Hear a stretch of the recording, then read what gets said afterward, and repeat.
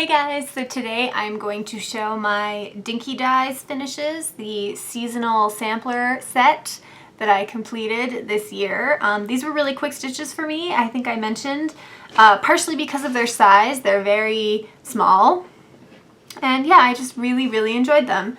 So I had the full set of all the seasons. So there's the Spring Heart sampler, the Summer's Garden Gate sampler, Autumn Fire sampler, and Winter Ice sampler.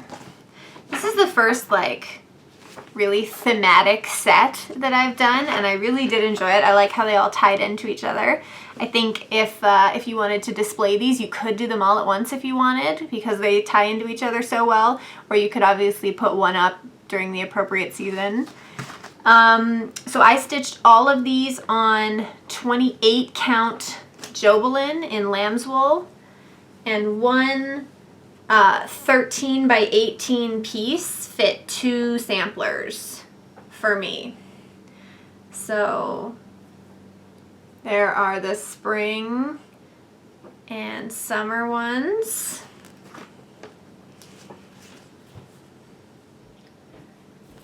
And I just had a brief moment where I was like, did I not bead the last one? But I did. And there's the autumn and winter ones. So I will show you guys a close-up as always. Before I do, I will just say again, I know you guys have heard this in my whip updates, but I did have a tiny problem with some of these patterns.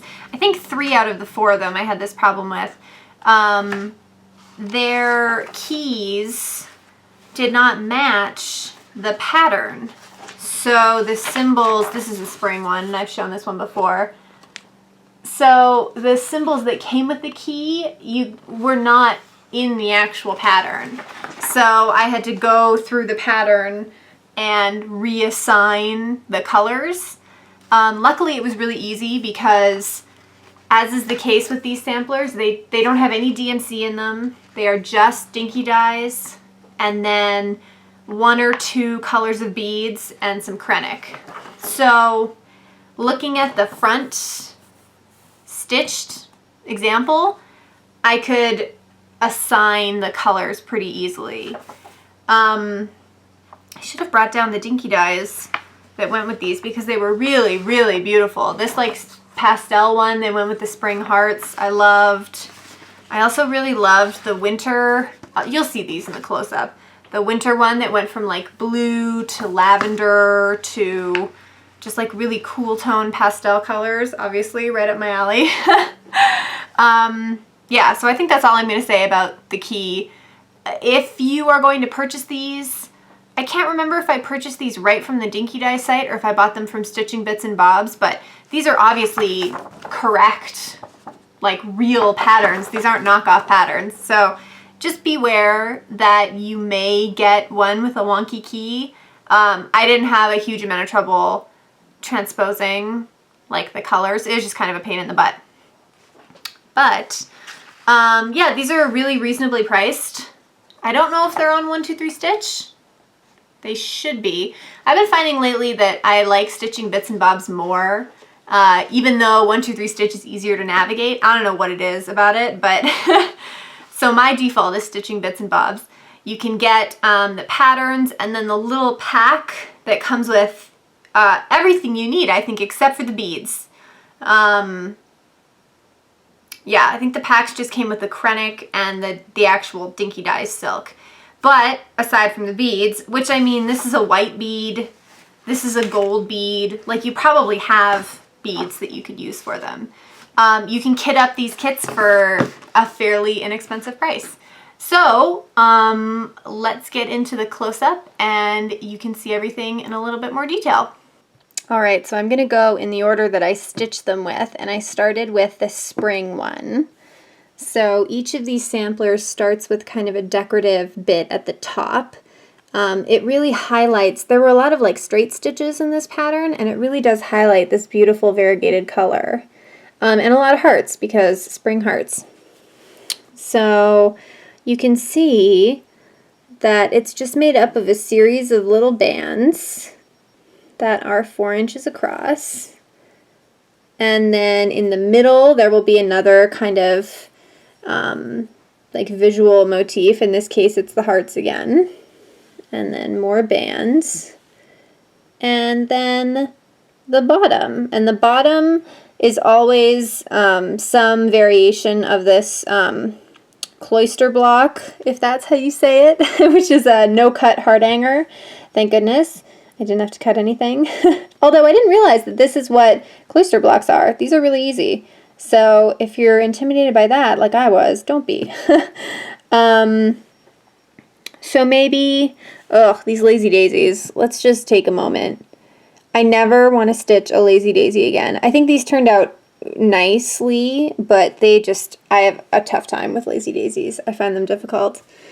And what else should I say? Oh, this was the first set that I was stitching this alongside doing that Mirabilia red where I had so much beading trouble with that invisible thread. This is the first sampler where I was like, you know what? I'm not going to use invisible thread. So guess what I used? I used pink. I used this silk color that was just like light pink, and you can see that they're anchored with something, but who cares? It's pink. It goes with the sampler, is my theory. So I used this silk that the lazy daisies are stitched in to attach the beads. Just one strand of it. And yeah, that worked really well. So that is the Spring Hearts sampler. Alright, so this is the next sampler. This is Summer's Garden Gate. And the motif at the top is this beautiful gate. I was going to call it a fence, but I suppose it should be called a gate. And yeah, lots of variegation. These patterns really taught me to embrace the variegation, even if I'm not the biggest fan of it. And I love variegation, but if it's such a bold color change, I'm not usually a big fan of it, but I think these patterns look really great. So then we have some butterflies, metallic butterflies, and I don't know what these are. I think these are just a little motif. And then some dragonflies. And then at the bottom, some tulips, and then the cloister blocks to finish it off. This one I wasn't totally 100% on board with while I was stitching it. I thought some of the color choices were kind of funny. Like this thread that the dragonfly's wings are done in, the green, purple, pink, that's one variegated thread. So those colors are all in the same thread, which made for some very interesting variegation, particularly like these tulips, but then they're backstitched in this metallic. I didn't know about that. I think it looks fine now, but interesting choices. So that is the Summer's Garden Gate, and again, I attached the beads with, what did I use, that green? No, that can't be right. Oh, it looks invisible. I guess I used the invisible thread for this one. I think I stitched this one first. That would make sense. If I stitched this one first, then this one I did traditionally with the invisible thread, and then I did the Spring Hearts one second, and then I must have been fed up at that point and decided to use whatever thread I wanted. So that is Summer's Garden Gate. So this is the Autumn Fire sampler. Lots of beads on this one. And this is the little motif at the top. That those leaves, the red, orange, yellow, that's all one variegated thread. I really liked the kind of copper metallic in this one. And a lot more kind of blackwork elements in this one too. Those frickin' lazy daisies are just following me wherever I go. And then the candles are the motif in the middle. I really like that the wicks and the flames are metallic. Nice touch. And then some acorns. And then the cloister blocks. This one seems a lot more simple. I don't know if it's that there are just more bands and less kind of imagery. And then a million beads. And I still didn't even put all the beads on this one. I think there were supposed to be some beads like in here, and I was just, I don't know. I made an executive decision to not put any more beads on this one. So that is Autumn Fire. And this last one is Winter Ice. And the motif at the top are these little trees. And firstly, I love the way that they put the stitches together to make these little trees. I think that's so cute. And also this middle tree is blended. It's one strand of silk and one strand of metallic, which was incredibly difficult to stitch with because the metallic wants to pull everything and the silk is so easily pulled. And then a nice little chunk of bands at the top. Some snowflakes. And then these sleds, I guess they are. I always want to call them really big ice skates, but that's obviously not what they are. These sleds are the second kind of visual motif. And then the cloister blocks. So this variegated thread at the bottom, this was right up my alley. It's like mint green to like a soft blue to a lavender. It was so pretty. And I just really like the colors in this one. And again, I attached the beads with, I believe I used that variegated silk, just one strand of that to put the beads on. And that is Winter Ice. Alright guys, those were the Dinky Dyes seasonal samplers. I had a lot of fun stitching those. I think those are real gems. And I don't remember how I came across them. Oh, yes I do. Amanda. Amanda from Miss Milky Bar Kid had stitched the spring one. And I thought it was so pretty. And at that point I hadn't done any specialty stitches or really used any silk.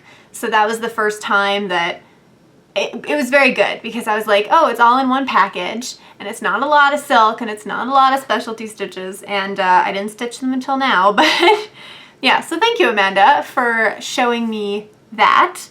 And yeah, I hope you enjoyed this too.